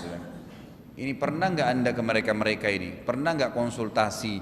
Pernah nanya? Pernah dikasih benda kak? Yang diistilahkan dalam ilmu agama buhul, dikasih kertas kah, tulisan Arab, batu kah, cincin kah, keris kah, apa saja. Kalau itu pernah Anda lakukan, maka taubat kepada Allah, lalu minta kepada Allah agar diputuskan hubungan sama penyihir. Karena biasanya kalau orang penyihir ke dukun seperti ini akan diminta fotonya, data pribadinya, pakaian dalamnya dia, maka itu selalu ada kontak. Maka minta kepada Allah selain taubat agar diputuskan hubungan dengan penyihir tersebut. Pada saat taubat lalu bakar semua buhulnya, ya, bakar semua buhul. Lalu saya sarankan untuk melakukan terapi ruqyah. Ya, terapi ruqyah, dibaca ayat ruqyah, ditiupkan telapak tangan, kemudian diusapkan di tubuh dengan izin Allah. Kemudian jalankan juga sunnah-sunnah Nabi yang lain, mengkonsumsi kurma ajwa setiap pagi 7 butir, kemudian coba mengambil 7 lembar daun bidara yang dihancurkan lalu dicelupkan ke dalam air, kemudian dibacakan ayat ruqyah lalu diminum ataupun dipakai diusap di badan. Sebagian ulama sekarang mengatakan boleh dengan meruqyah, membaca ayat ruqyah. Ayat-ayat yang dianjurkan yang dasar itu ada Al-Fatihah, ayat kursi, Al-Ikhlas, Al-Falaq, An-Nas, lalu ditiupkan ke minyak zaitun, minyak habas sauda yang kemudian dioleskan ke tubuh. Maka itu dengan izin Allah insya Allah akan menghancurkan atau menghilangkan sihir-sihir tadi. Apakah ada hadis atau hukum terkait berdehem atau batuk ketika masuk masjid? Setahu saya tidak ada ya. Saya tidak pernah temukan ada hadis yang khusus maksudnya disuruh masuk masjid suruh batuk dulu atau berdehem, itu tidak pernah ada anjuran itu. Tapi yang ada anjuran agar mengeluarkan suara seperti misalnya subhanallah pada saat imam salah dalam sholat, itu kalau lagi sholat gitu kan. Kemudian perempuan, kaum wanita disuruh menepuk telapak tangannya pada saat mengingatkan ada kekeliruan. Kalau yang dilakukan oleh imam ya, tanpa mengeluarkan suara itu ada. Tapi kalau khusus masalah berdehem pada saat masuk masjid, apalagi sampai batuk, apakah itu ada perintah khusus? Tidak ada, Allahu a'lam. Ustaz, boleh tidak wanita mengikuti senam aerobik yang tempatnya jadi satu dengan lelaki yang sedang fitness? Pertama sekali, untuk berolahraga dalam Islam boleh, dianjurkan, silahkan, nggak ada masalah dalam Islam berolahraga. Karena Nabi SAW gemar berolahraga dan memotivasi para sahabat untuk berolahraga. Beliau mengatakan, ya irmiya Sa'ad, coba melemparlah wahai Sa'ad, sahabat Nabi disuruh melempar tombak dengan kekuatan tangannya, melemparnya satu sangat kuat. Disuruh contohin supaya sahabat-sahabat contohin juga. Beliau juga mengatakan ajarkan anak kalian melempar tombak, memanah, menunggangi kuda serta berenang. Dalam riwayat lain dikatakan ajarkan mereka menunggangi kuda sementara kuda itu berlari dan suruh mereka loncat ke atasnya. Nabi SAW sendiri gemar bergulat dengan para sahabatnya. Kemudian beliau juga yang mendukung setiap kali ada keterampilan militer yang dilakukan oleh para sahabat, keterampilan diri, mungkin kalau kita sekarang termasuk bela diri, mengenali senjata-senjata perang, bukan untuk menyerang, bukan, tapi untuk mengetahui. Dan sebagaimana firman Allah, a'udzubillahi minasyaitonir wa aiddu lahum mastata'tum min quwwah, dan siapkanlah, lakukanlah persiapan ya dari kekuatan yang kalian miliki, gitu kan? Dari kekuatan yang kalian miliki. Maaf, anak jangan di depan kamera. Tolong jemaah, ini soalnya langsung disorting oleh tim saya untuk diangkat ke YouTube. Jadi kameranya tolong jangan dipotong.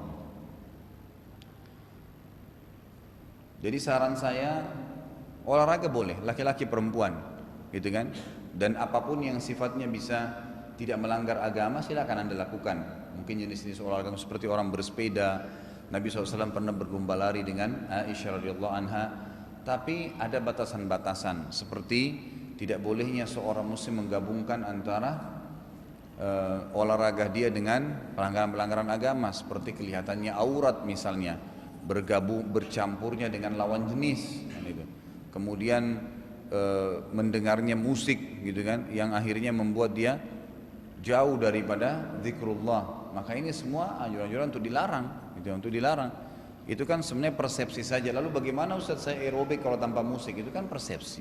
Kita mengatakan saya tidak bisa aerobik kalau tidak pakai musik. Itu kan persepsi Anda. Tapi buktinya ada orang yang bisa, gitu kan? Ada istri saya dulu pernah bilang sama saya mau olahraga supaya badan saya bisa baik. Saya bilang silahkan. Tapi saya mau ke tempat senam. Saya bilang kalau ke tempat senam dengan syarat, kamu bisa nggak kalau tidak dengar musik di sana? Nggak bisa kan? Ya udah, kamu olahraga di rumah sendiri. Bisa kok beli alat-alat yang kita mampu untuk dipakai di rumah. Tidak harus, bahkan saya mengatakan pada ketika kamu ubah, sekarang kamu pakai Walkman atau kamu pakai handphone sekarang, kemudian kamu mendengarkan tilawah sambil kamu olahraga. Bisa itu terjadi gitu kan? Jadi jangan sampai kita mengurung diri kita menggabungkan antara sunnah Nabi berolahraga dengan pelanggaran agama. Gitu kan? Karena saya sudah pernah jelaskan, semua kemaksiatan itu akan ada konsekuensinya, ada hukumannya. Dan itu tidak mungkin tidak. Seperti ibaratnya dosa itu racun yang diminum. Kita tahu atau tidak tahu tetap akan berbahaya bagi tubuh kita. Ustadz, musik atau lagu atau alat musik dalam Islam haram. Bagaimana jika anak saya yang bersekolah di SD Muhammadiyah harus menghafalkan lagu Mars Muhammadiyah? Bagaimana sebaiknya Ustadz? Apakah saya harus memindahkan sekolah? Sedangkan sekolah yang sesuai dengan sunnah di Jakarta masih jarang. Kalaupun ada mahal, karena kami pendatang, jadi belum paham sekolah yang sesuai dengan sunnah di Jakarta. Bedakan antara lagu dengan musik, beda ya. Lantunan lagu itu boleh dalam Islam, selama tidak berbau kemaksiatan. Misal, orang tua nyanyikan anaknya kalau mau tidur, boleh saja itu, nggak ada masalah. Melantunkan kalimat-kalimat yang baik, ya, bentuk syair-syair tertentu yang baik, yang memuji teman yang berbuat baik atau memuji seorang tokoh masyarakat, sebagaimana beberapa sahabat memuji Nabi SAW dengan lantunan syair. Ada supirnya Nabi bernama Anjasha dalam hadis Bukhari. Anjasha ini khusus, kalau kita sekarang supir ya, dulu dia pegang untahnya Nabi, kemana-mana tali kekangannya untahnya Nabi dibawa sama dia yang rawat untahnya Nabi intinya. Nah, unta Nabi itu ada beberapa ekor, ada yang beliau pakai sendiri, ada yang khusus untuk istri-istri beliau sallallahu alaihi wasallam. Ada untahnya untuk istri beliau itu dipakaikan seperti kotak di atas untahnya untuk bisa naik 2 sampai 3 orang perempuan di atasnya. Maka satu waktu Nabi sallallahu atau istri-istri Nabi SAW sedang naik di atas kotak tersebut, lalu Anjasha mulai membawa, ya, menuntun ke tempat tujuan. Lalu ternyata Anjasha ini supaya untanya semangat, suaranya dia bagus sekali. Dia lantunkan syair-syair. Saking indahnya suara Anjasha, maka sampai-sampai unta itu menggoyang-goyangkan kepalanya, gitu kan? Dan akhirnya kotak yang ada di atasnya goyang. Apa kata Nabi SAW? Apakah Nabi mengatakan Anjasha jangan, itu haram? Enggak. Nabi SAW cuma mengatakan mahlan ya Anjasha, mahlan bir kawarir. Pelan-pelan wahai Anjasha, pelan-pelan dengan botol-botol kacaku. Artinya istri-istriku jangan sampai terluka. Tapi beliau tidak menanggapin lantunan syairnya Anjasha, gitu kan? Ulama mengatakan berarti dibolehkan seorang istri ingin menghibur suaminya sambil berkata, saya ingin nyanyikan buat kamu ya. Dia lantunin kata-kata yang indah, atau seorang suami menghibur istrinya, boleh saja. Beda antara lantunan lagu dengan musiknya. Yang selalu disorotin oleh ulama adalah alat musiknya. Terlebih lagi kalau sudah tampil perempuan yang sudah sampai kelihatan auratnya, gitu kan, sampai tampil di depan laki-laki, itu berbeda, ya. Sementara kalau perempuan di depan perempuan, ada hadis Bukhari yang menjelaskan waktu Aisyah radhiyallahu anha lagi Idul Fitri, kemudian di depan Aisyah datang 2 wanita, budak wanita lagi memukul gendang, duduk di depan Aisyah. Langsung waktu Nabi SAW pulang dari sholat bersama dengan Abu Bakar, masuk ke rumah beliau. Abu Bakar mertuanya, ayahnya Aisyah radhiyallahu anhu majma'in. Maka pada saat masuk ke ruangan tersebut, langsung waktu Abu Bakar dengar lantunan pukulan gendang itu, beliau mengatakan, mizmar min mazamiri syaitan fi baiti Rasulillah. Apakah anak-anak panahnya syaitan ada di rumahnya Rasulullah? Nah, ditegur anaknya Aisyah, gitu kan? Apa kata Nabi SAW? Biarkan wahai Abu Bakar, ya, biarkan, ini hari raya kita, agar orang-orang Yahudi tahu ada fusha, ada keringanan, ada waktu longgar buat kita dalam agama. Maka ulama mengatakan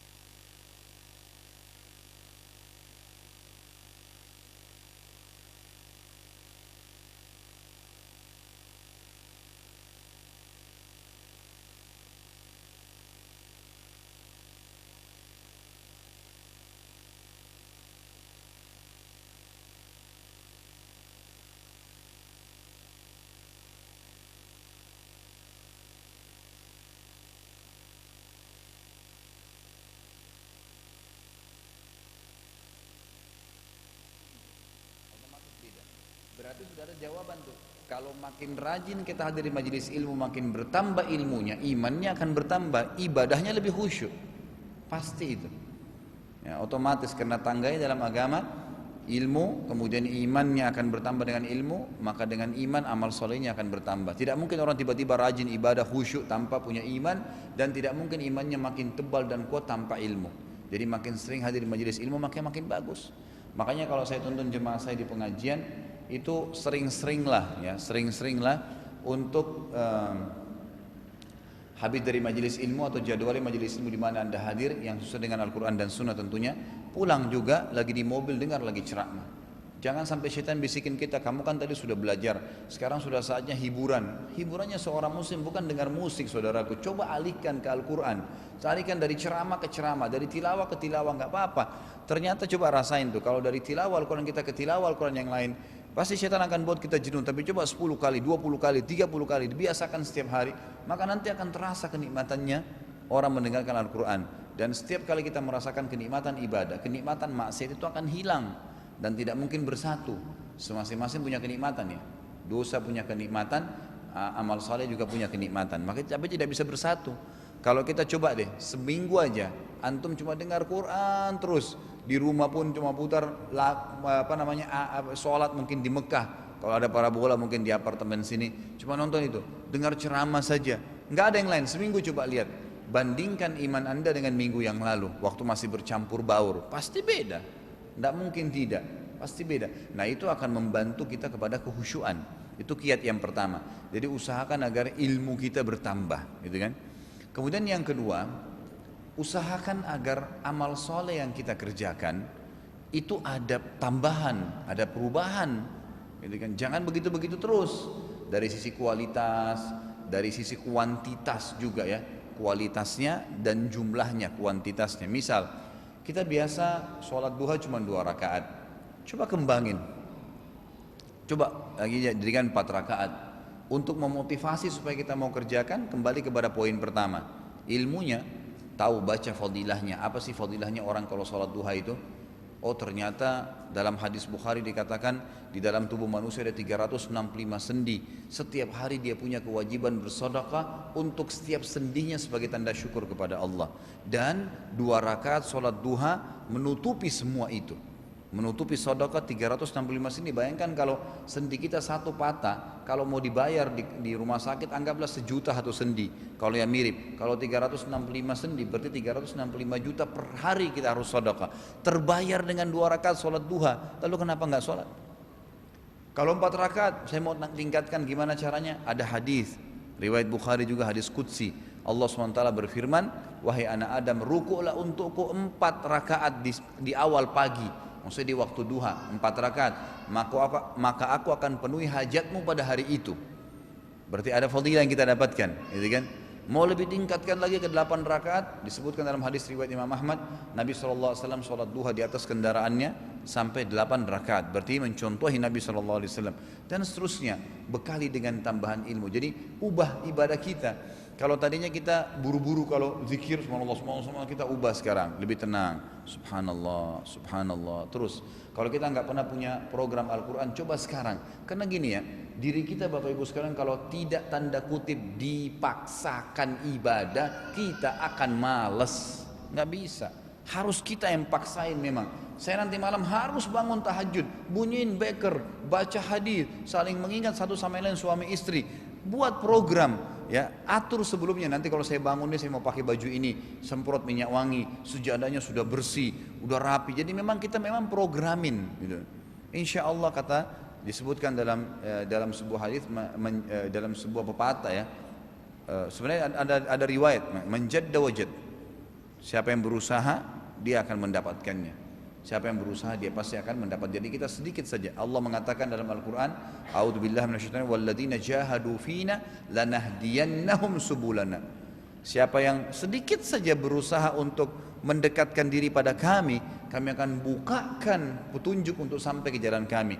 Kata sebagian ulama tafsir, sedikit saja dia paksa dirinya ibadah, jadwalin, Allah akan tanamkan kehusyuan dalam hatinya. Allah akan buat dia lebih termotivasi. Memang harus begitu, nggak bisa enggak. Kemudian yang ketiga, selain ilmu, selain memperbanyak amal soleh, memperbaiki kualitasnya, juga yang ketiga bentuk komunitas. Komunitas ini nggak bisa dilepas, harus kita berkomunitas, wajib ini. Kalau saya di pengajian saya teriak-teriak, wajib bentuk komunitas yang jadi sahabat kita, yang kalau azan ke masjid, jadi kita juga ikut-ikutan. Teman-teman kita yang biasa kita di BBM, di WhatsApp, di SMS lah atau di nomor HP kita itu semuanya orang-orang soleh, cari jadwalin mana orang-orang soleh itu, ambil nomor-nomor mereka, minta nasihat dari mereka, SMS atau saling mengingatkan. Itu harus dilakukan. Kita boleh dikenal atau mengenal siapapun dari manusia yang ada kita kenal, dari tetangga dan siapa, tapi yang jadi sahabat itu bukan mereka yang sering kita tiap hari kunjungin, yang mereka kunjungin kita, yang kita saling berbagi hadiah. Memang orang-orang ahli ibadah. Ya, kadang-kadang subhanallah ahli ibadah tuh kita lihat dia saja tertarik untuk ibadah. Mungkin kalau kita lihat dia kita malu berbuat maksiat. Itu karena betul-betul pengaruh dia luar biasa gitu. Makanya kita harus bisa punya komunitas. Pernah ada mahasiswa tanya saya, Ustaz, saya susah di kos-kosan saya nih. Karena kalau saya kos-kosan, saya pulang dari masjid, di sebelah saya lagi pacaran sama pacarnya, ketawa-ketawa terbahak-bahak. Mungkin mereka berzina. Sebelah lagi kamar saya yang satunya lagi mabuk. Gimana caranya Ustaz? Kamu di kampus ini, saya tanya maksudnya, kamu di kampus ini punya teman-teman gak yang multazim? Multazim itu maksudnya mau ikut di majelis ilmu. Ada Ustaz. Baik, mereka kos di mana?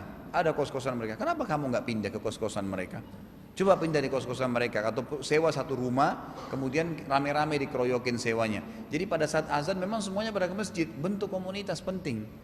Seseorang kalau jalan muslimah pakai jilbab besar sendirian, mungkin masih biasa. Tapi kalau sudah 3 orang yang jalan, 5 orang yang jalan rame-rame kan gitu, maka pasti akan berpengaruh. Jadi bentuk komunitas. Makanya kata Nabi SAW, al-mar'u ala dini khalili, seseorang sesuai dengan agama temannya. Waalaikumsalam. Apabila menjadi istri kedua, apakah harus mendapat izin dari istri pertama atau memberitahu istri pertama? Kalau apakah itu dimasuk kategorikan pertanyaan wajib atau tidak, maka tidak ada kewajiban. Tapi ini karena berbicara masalah poligami, saya ingin jelaskan. Kalau dalam sholat itu bab tertingginya sholat itu adalah istikharah dan tahajud. Maksudnya begini, kalau antum atau anda belum terbiasa sholat, jaga on time sholat 5 waktu, sholat sunnah rawatib, qobliyah, ba'diyah, belum terbiasa dijaga, duha belum terbiasa, maka kemudian tiba-tiba mau sholat malam atau mau istikharah itu sulit. Misal ada teman nih, lagi ada masalah, saya ada masalah gini, terus kita tahu nih orang mungkin sholat 5 waktunya aja masih Senin Kamis gitu kan, lalu istahajud aja kamu punya masalah ini bingung mau pilih yang mana, istikharah aja, mustahil dia kerjain, karena itu bab tertinggi dalam sholat. Sama dalam rumah tangga itu dimulai dari mencari pasangan yang benar, soleh dan soleha, ahli ibadah, ahli ilm, kemudian baru masuk ke hak dan kewajiban, kemudian bagaimana ya bakti dengan orang tua pada saat sudah menikah pun, bagaimana haknya anak-anak kalau sudah punya anak, terus jalanin semua itu, nanti tertingginya baru poligami. Nah banyak orang ini dia masih SD langsung mau belajar ya, menerapkan ilmu kuliah, nggak bisa. Misal banyak laki-laki mohon maaf membahasakan poligami kan boleh dalam Islam kan gitu, udah saya nikah saja, mau istri saya tahu tidak tahu nggak ada masalah kan tidak haram. Benar nggak haram, tapi permasalahannya anda seperti seseorang yang punya perusahaannya ini masih amburadul administrasinya, kemudian anda buka cabangnya perusahaan itu, mana kira-kira lebih kacau lagi, memusingkan itu kan. Seperti itu orang kadang-kadang berpikir menikah ini hanya berpikir masalah biologisnya, nggak berpikir, lupa dia biologis 15-20 menit selesai. Tapi setelah itu istri yang kita nikahin ini punya ipar, punya saudara jadi ipar kita, dia punya orang tua jadi mertua kita, dia punya keponakan, dia punya adik, ya, dia punya lingkungan keluarga. Jadi akan kita berbaur, akan ada masalah-masalah yang dihadapin. Kita juga punya peran andil untuk meluruskan, gitu kan? Jadi poligami yang sah dalam Islam adalah bangun itu dengan istri dari awal, nggak apa-apa, dibahasakan. Agama ini memerintahkan kita untuk poligami. Maka saya akan saya ini yang niat mengerjakan. Saya kasih contoh ya, diri saya sendiri saya katakan sama istri saya dari awal nikah, saya ini orang agamis dan agama membolehkan poligami. Maka kamu jangan kaget pada saat saya nanti menjalankan hukum ini. Tetapi saya tidak akan bermain di belakang. Saya bukan orang yang penakut, pengecut mengatakan sudah nikah baru saya laporkan, tidak. Saya akan bilang saya akan menikah bulan depan sama si fulana, dan itu agama membolehkan. Tapi saya tidak mau pada saat saya melangkah menikah lagi, rumah tangga sama kamu ini jadi rusak. Saya nggak mau itu. Harus yang sehat. Bagaimana caranya? Ayo sama-sama kita belajar. Dalam Islam si istri mendukung suaminya, suami juga siap untuk membangun rumah tangga baru, dan nanti akan terjalin bagaimana suami berlaku adil dan menjalin ukhuwah persaudaraan antara istri dengan istri, sehingga mereka jalan bersama-sama, mereka tahu ini adalah memang saudaranya. Apa yang diistilahkan kalau orang poligami, kalau istrinya dua, madu kan, dalam bahasa Indonesia juga begitu kan, madunya. Apa itu madu? Maksudnya memang nikmat ini bukan bagi si suami saja, tapi si istri pertama merasakan keberadaan istri kedua ini memang sedang ada manfaat buat dia, gitu kan. Ada seseorang yang kerja di rumah saya beberapa waktu lalu, ini kejadian nyata. Dia kebetulan pakai cadar, seorang ukhti kita yang janda tapi nggak punya anak, suaminya meninggal. Dia ketemu sama istri saya kemudian kerja di rumah gitu. Beberapa waktu dia ikut pengajian saya pengajian di mana, istri saya pergi dia juga ikut. Sampai saya waktu itu pengajian di Al-Azhar Kebayoran kalau nggak salah. Kemudian dia lagi duduk sama istri saya, ada satu perempuan bercadar tiba-tiba datangin dia duduk lalu menanyakan, setelah salam ukhti yang ditanya orang yang kerja dengan saya, ditanya ukhti sudah menikah? Kata orang yang kerja dengan saya ini bilang inisial A saja ya. Si A ini mengatakan saya sudah pernah menikah tapi suami saya meninggal. Spontan yang di sebelahnya ini yang datang tidak kenal dia, mengatakan kamu mau jadi istri suami saya ya? Si A ini bilang, apa kamu sadar apa yang kamu ucapkan? Dia bilang iya, saya sedang mencarikan istri buat suami saya. Kata si A ini mengatakan, baik, saya mau tahu dulu bagaimana keadaan kalian. Diceritakanlah anaknya sekian, tinggal di sini, keadaannya begini, silakan kalau kamu mau datang ke rumah saya melihat. Tak lama kemudian berjalan mungkin 2 bulan setelah itu, tiba-tiba saya sudah dapat berita kalau akan ada lamaran dan dia mau berhenti kerja dengan kami, kemudian mau menikah. Saya datang ke masjid yang ada akad nikahnya itu. Dan subhanallah pada saat dia akad nikah, istri pertamanya ada dengan anak-anaknya. Setelah akad nikah pun berbaur langsung yang kedua dengan istri pertamanya. Seperti adik kakak kemana-mana sama-sama, anaknya juga dibawa kemana-mana. Ini yang ideal. Jadi sampai sekarang pun pada saat terakhir sudah menikah datang ke rumah saya itu, emang dia datang dan ditelepon sama suaminya, kamu harus pulang, dia pulang. Dia terus gitu berbaur, dan berapa banyak teman-teman saya lakukan ini, praktisi lapangan memang begitu.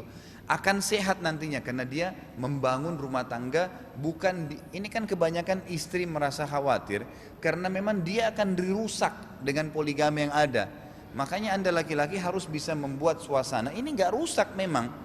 Ya harus bagaimana caranya Anda melihat trik-triknya itu untuk bisa memperbaiki. Tentu ini ada bahasan sendiri ya. Tapi saya kembali ke pertanyaan, kalau seandainya apakah istri kedua yang dinikahin itu wajib memberitahukan istri pertama? Idealnya iya, idealnya dari awal saya bahasakan tadi. Tapi kalau tidak disampaikan tetap sah pernikahan dengan si laki-laki. Tadi karena tidak ada syarat untuk itu.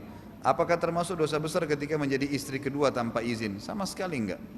Ya, tidak ada dosanya. Ya, Nabi SAW pada saat menikah dengan ummahatil mu'minin, beliau menikah, kemudian beliau menyampaikan. Tapi para istri beliau sudah memahami bahwasanya itu adalah perintah Allah Subhanahu wa taala. Ketika istri kedua meminta suami untuk memberitahukan bahwa beliau sudah memiliki istri kedua kepada istri pertama, tapi suami tidak mau melakukannya, apa yang harus dilakukan oleh istri kedua? Jalankan kewajiban Anda sebagai istri. Enggak usah dituntut. Tapi tuntun dia agar nanti dia bisa membahasakan dengan baik, sehingga memang betul-betul terjalin rumah tangga yang sehat. Begitu kurang lebih. Jadi jangan saya kewajiban. Karena Anda sudah menikah sama dia, sudah tahu kalau dia memang sudah beristri. Maka jalanin tugas kita dan jalani insya Allah sisa umur ini dengan ibadah kepada Allah SWT. Ingatlah sabda Nabi SAW, tidak ada seorang istri pun dalam hadis Bukhari Muslim yang menjaga 5 waktu sholatnya, nggak disebutin sholat sunnah nih, menjaga puasa Ramadannya, nggak disebutin puasa sunnahnya, dan melayani dan mentaati suaminya pada hal yang ma'ruf, tidak melanggar agama, kecuali pada saat dia meninggal diberikan pilihan untuk masuk dari 8 pintu surga yang mana dia mau pilih, boleh dia masuk. Laki-laki itu untuk masuk pintu 8 tingkat ke 100 harus masuk dari 1 dari 4 golongan nabi-nabi ya, minan nabiyina was-siddiqin, orang-orang siddiq, wasyuhada, orang-orang yang mati syahid, ya, wassalihin, dan orang-orang saleh. Itu penghuni surga Firdaus tuh, dari kalangan laki-laki. Kalau perempuan istri soleha aja sudah bisa masuk ke situ. Bisa masuk pintu 8, bisa derajat 100 hanya dengan syarat tadi. Maka layanin, jadikan pasangan Anda, suami Anda sekarang ini sebagai pintu surga dan beribadah melayaninya. Allahu a'lam. Apa hukumnya sholat di belakang imam yang musbil, Ustaz? Saya akhwat, tidak ada kesempatan untuk memberitahu sang imam untuk menggulung celananya agar tidak menutupi mata kaki. Ini terjadi setiap hari di kantor, sementara saya ingin sekali berjamaah terus dalam menunaikan sholat wajib. Kalau orang itu tidak tahu hukum, maka sah, tidak ada masalah, sholat kita sah. Pertanyaan begini, bolehkah sholat di belakang imam yang bermaksiat, isbalkah? Atau dia ahli bid'ah? Bolehkah sholat di belakangnya? Boleh. Tidak ada masalah. Kalau tidak ada imam lain, apa boleh buat? Memang dia rutin di situ. Tapi kembali kepada hadis Nabi SAW, kalau kalian sholat berjamaah, maka kalau imam kalian benar, dia akan mendapatkan pahalanya dan pahala kalian. Tapi kalau dia salah, dia akan dihukum oleh Allah dan kalian tetap mendapatkan pahala sholat kalian. Artinya di sini keadilannya Allah bukan berarti batal sholatnya imam, batal juga sholatnya makmum, enggak. Imam tiba-tiba keluarin angin, ya dia keluar sendiri. Masa makmumnya juga keluar wudhu lagi? Enggak. Ya dia tetap dihitung, silahkan lanjutin sholat kalian. Ini cuman sekedar syarat supaya sholatnya berjamaah, gitu kan? Jadi seperti itu. Jadi intinya imam siapapun boleh kita ikutin. Tentu semestinya idealnya dibahasakan, disampaikan baik-baik. Bahwasanya yang jadi imam itu memang harus orang-orang yang benar, gitu kan? Apalagi kalau di kantor, saran saya ya. Coba diberikan saran siapa teman-teman yang aktif di musola kantor itu, beli sebuah buku kan, tentang apa Riyadhus Shalihin atau mungkin seperti ini Minhajul Muslim, ditaruh dibaca aja setiap habis sholat. Nanti terlintas hadis ya yang disebutkan oleh Imam Abu Dawud dan sah sesuai dengan syarat Imam Muslim, bahwasanya seorang sahabat sholat kemudian dia isbal, lalu Nabi SAW suruh ulangin sholatnya. Lalu berkata seorang sahabat yang lain mengatakan, ya Rasulullah, kenapa anda suruh ulangin orang ini sholat? Kata Nabi SAW, karena tadi dia musbil, mata kakinya tertutup, gitu kan? Maka semua ulama sepakat, jumhur ulama sepakat, semestinya seorang muslim kalau mau sholat itu tidak menutup mata kakinya. Ini terlepas daripada bab isbal lagi di luar sholat, itu lain lagi bahasannya. Imam Madzhabi masukkan dalam kategori dosa-dosa besar kalau seandainya orang musbil menutup mata kaki bagi laki-laki saja di luar sholat. Kalau dalam sholat bisa menyebabkan sholatnya tidak sah. Kalau dia sudah terlanjur jadi imam, bisa saja kalau dia tahu hukum tetap ngotot tidak sah sholatnya, tapi anda yang jadi makmum tetap sah dengan izin Allah subhanahu wa ta'ala. Mohon maaf kita harus tutup sampai sini karena saya ada janjian dengan orang. Mudah-mudahan kita ketemu lagi di Selasa ganjil ke depan dengan izin Allah. Sekali lagi kalau ada benar dari Allah, kalau ada salah dari saya mohon dimaafkan. Subhanakallahumma bihamdika asyhadu an la ilaha illa anta astaghfiruka wa atubu ilaik.